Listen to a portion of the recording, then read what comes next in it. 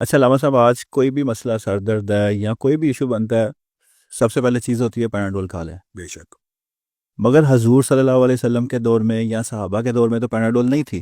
وہاں پہ تب وہ حکیم ہوتے تھے، وہ علاج ہوتا تھا. مگر آج کوئی ایسا وظیفہ کہ کوئی بھی چیز بیماری ہے، کوئی جسم درد ہے، سر درد ہے، کہ بندہ وہ فوری پڑھے اور اس کا اثر بھی ہو. ہزاروں ویڈیوز موجود ہیں یوٹیوب پر، لوگ لگاتے ہیں، مگر نیچے لوگوں کے کمنٹس ہوتے ہیں میں نے پڑھی ہے مگر مجھے کوئی اس کا فائدہ نہیں ہوا. تو کوئی آپ کی زندگی کا تجربہ، کوئی ایسا وظیفہ؟ حامد بھائی، بنیادی طور پہ میں آپ کو ایک بات بتاتا ہوں. اگر ہمارا عقیدہ، توکل اور نقطۂ نظر یہ ہو جائے نا کہ اگر سر درد ہوئی ہے، پہلا خیال پیناڈول کا یا ڈسپرین کا نہ آئے، اور اللہ رب العزت کے کلام کا، رسول اللہ صلی اللہ علیہ وسلم کے بتائے گئے وظیفوں کا ہے، تو آپ میرے وظائف کے نیچے بھی لوگوں کے کمنٹس دیکھیں. 90% کمنٹس یہ ہوتے ہیں کہ یہ ہم نے دعا، یہ وظیفہ پڑھا، اس کام کے لیے کام ہو گیا، ہم نے یہ وظیفہ پڑھا، کینسر دور ہو گیا، یہ پڑھا. لیکن اس کا مطلب یہ نہیں ہوتا کہ کینسر کا وظیفہ بتایا تو کینسر ہاسپٹل بند کر دیا جائے. بعض لوگ سمجھتے ہیں شاید اس کا مطلب یہ بھی مغالطہ ہے. یہ جو آپ نے بات کی ہے نا، حکیم موجود تھے پیناڈول، یہ دوائیوں کا استعمال کرنا، علاج بالغذا یا علاج کیمیکلز کے ذریعے کرنا، یہ بھی سنت نبوی سے ثابت ہے. خود رسول اللہ صلی اللہ علیہ وسلم نے زمزم پینے کو شفا کہا، خود رسول اللہ نے شہد پینے کو شفا کہا، خود کلمنجی. یہ علاج بالغذا نہیں ہے، یہ ایک ریمیڈی، میڈیسن ہے. اور اس کے علاوہ بھی رسول اللہ صلی اللہ علیہ وسلم سے بے شمار حدیث مختلف ثابت ہے. تو میں یہ سمجھتا ہوں کہ جو بندہ اس چیز کو ٹوسٹ کرتا ہے کہ جناب کلام اللہ میں شفا نہیں ہے، وہ بڑا لوگوں کو دھوکہ دیتا ہے. میں یہ سمجھتا ہوں کہ جب انسان کے سارے در بند ہو جائیں، ڈسپرین، پیناڈول، کینسر کی کیموتھراپی بھی بند ہو جائے، تو اللہ کا دروازہ کھلا ہوتا ہو. اور میری زندگی کا آپ ایک پوچھتے، یہاں پہ ہمارے مرکز میں ہر اتوار کو رقیہ شریعہ کیمپ لگتا ہے، تحدیث نعمت کے طور پر فری ہوتا ہے. یہاں پہ اللہ کے فضل و کرم سے کینسر کے مریض شفا یاب ہوئے ہیں 4 سٹیج کے. حتیٰ کہ ڈاکٹر عرفان کیسر کے پاس وہ مریض گیا اور روپے، اور اس نے کہا مجھے نہیں پتا کیسے صحیح ہو گیا. تو سورت فاتحہ 41 مرتبہ پڑھنا فجر کی 2 رکعتوں سے پہلے، یعنی سنتوں کے بعد، فرض نماز کی 2، یعنی فرض نماز سے پہلے پڑھنا، 2 سنتوں کے بعد 41 مرتبہ، یعنی فرض اور سنتوں کے درمیان میں پڑھنا. تو اللہ رب العزت نے 41ویں دن اس کا کینسر بھی دور کر دیا. اور یہ ایک واقعہ نہیں ہے، بلڈ کینسر کا ایک مریض دوست آج بھی زندہ ٹیچر ہے، اس کا دور ہوا. بہت سارے لوگ ٹھیک ہو جاتے ہیں. یہاں پہ اللہ کے فضل و کرم سے ایک عورت آئی تھی ویل چیئر کے اوپر، رقیہ شریعہ. اچھا، یہ بات بھی لوگوں کو دماغ سے نکال دینی چاہیے کہ شاید کسی بندے کی وجہ سے، بندہ ڈوز کا بھی فرق ہوتا ہے. یہ بھی بتاؤں آپ کو، کئی مرتبہ ایک پیناڈول سے آرام نہیں آئے گا، 2 کھائیں گے آ جائے گا.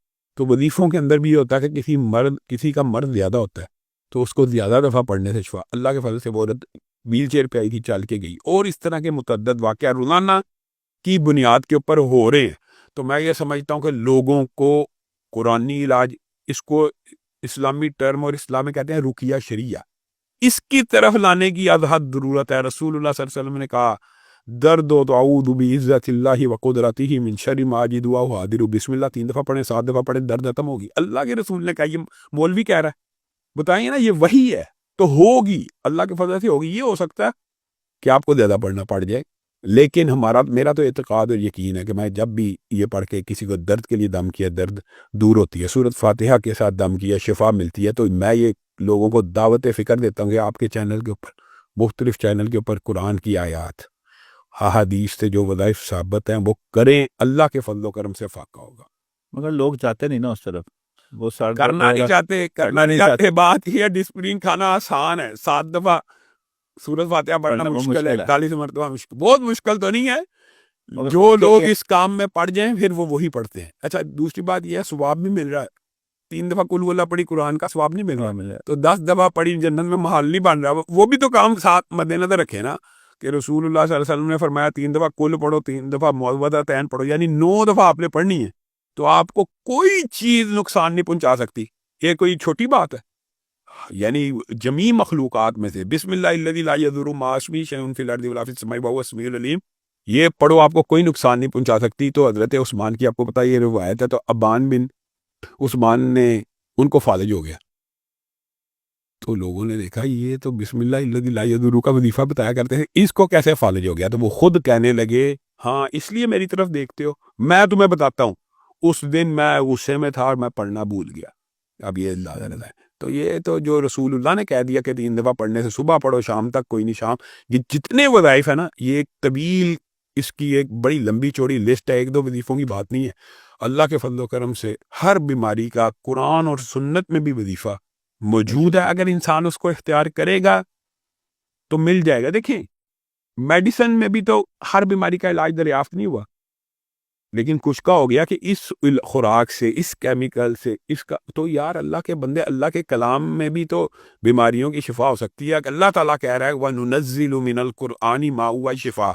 لوگوں کو یہ, لیکن آپ نے اور میں نے تبلیغ کرنی یا اس آپ کے ذریعے بھی اور آپ نے بھی, کہ اللہ کے بندے پڑھنے سے ملنی ہے, لٹکانے سے نہیں ملنی. نہ دم لٹکانے سے شفا ملتی ہے, نہ شہد لٹکانے سے, نہ کلونجی لٹکانے سے ملتی ہے, تو کھانے سے اور ان کو پینے سے ملتی ہے. اسی طرح قرآن کو بھی لٹکانے سے نہیں ملنی, پڑھنے سے مل جانی.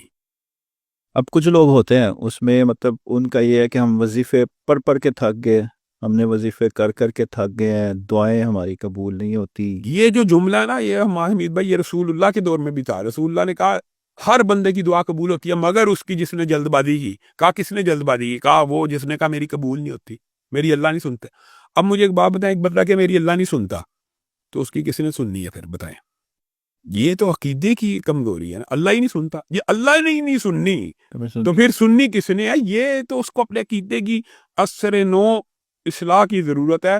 باقی اگر کوئی بندہ مایوس ہے کہ وہ سمجھتا کہ میرا کام نہیں ہو رہا 5-6 مہینے اس نے کی ہیں, میں آپ کو ایک بات بتاؤں, اس کو یہ چاہیے کہ وہ اس میں آدم کے وظیفے آپ کے چینل پہ ویڈیوز میں موجود ہیں, اس میں آدم کے وظیفے کرے. اس میں آدم کے 8 جو وظائف ہیں معروف, ویسے تو 12 ہیں, ان میں سے ایک وظیفہ میں آپ کے پروگرام کی وساطت سے بھی بتاتا ہوں کہ بسم اللہ الرحمن الرحیم الف لام میم اللہ لا الہ الا هو الحی القیوم یا واحد یا ذا الجلال والاکرام. کسی بندے کا کوئی کام نہیں ہو رہا, یہ 313 مرتبہ پڑھ کے دعا کرنا شروع کرے.